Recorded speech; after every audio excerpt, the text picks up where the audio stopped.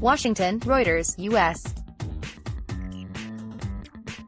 House Speaker Paul Ryan has set a May 17 deadline to be notified of a new NAFTA trade deal to give the current Congress a chance of passing it, while Mexico's top trade official on Thursday said time was running short to meet such a deadline.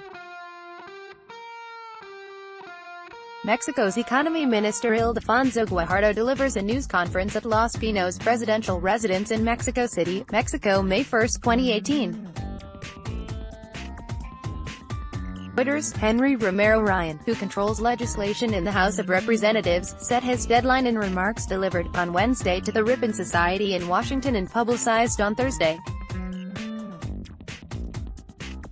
Under the fast-track trade negotiating law, there are lengthy notification periods before U.S. President Donald Trump could sign a new North American free trade agreement and before Congress could begin considering it. Letting negotiations drag on much longer would punt consideration to a new Congress elected in November that will take office in January 2018, one that could cede more control to Democrats. "We have to have the paper, not just an agreement, we have to have the paper, from USTR by May 17 for us to vote on it this year, in December, in the lame duck session," Ryan said. Spokeswoman for Ryan said that he was referring to a notification of intent to sign the NAFTA agreement, not necessarily the full text.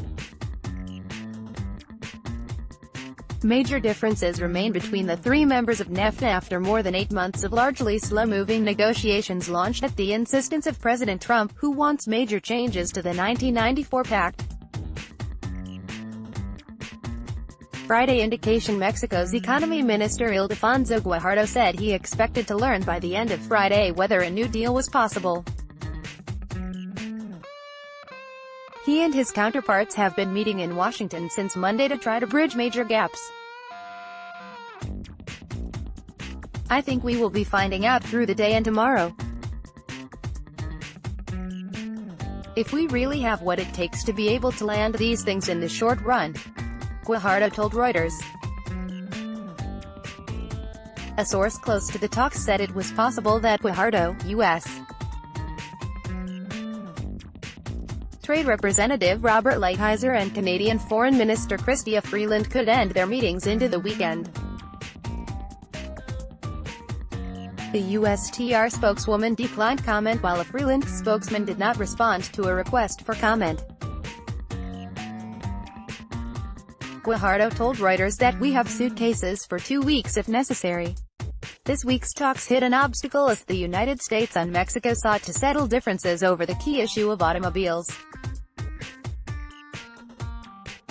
Mexico obviously is here in order to negotiate the best agreement for Mexican workers and consumers. "It will take as long as it will take," Mexican Deputy Economy Minister Juan Carlos Baker told reporters late in the day. Ryan expressed skepticism that a deal could be reached in time and noted that several major issues remained unresolved, such as U.S.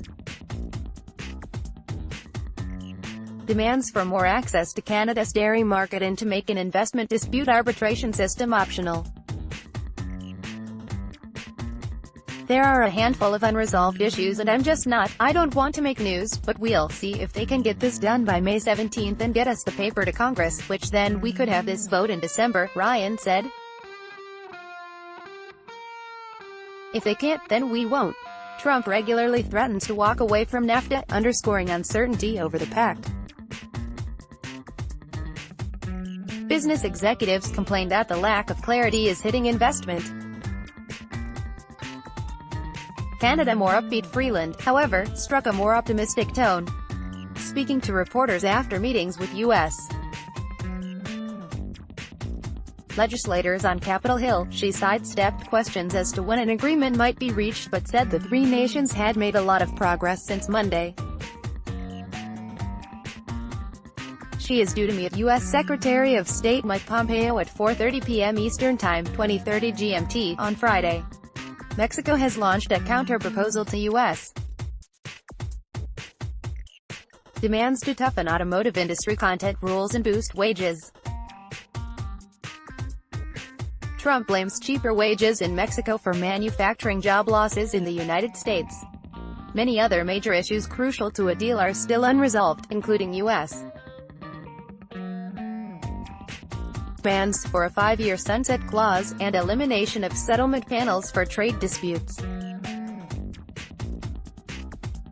After meeting with Lighthizer on Thursday, Guajardo told reporters that the talks were not just covering autos.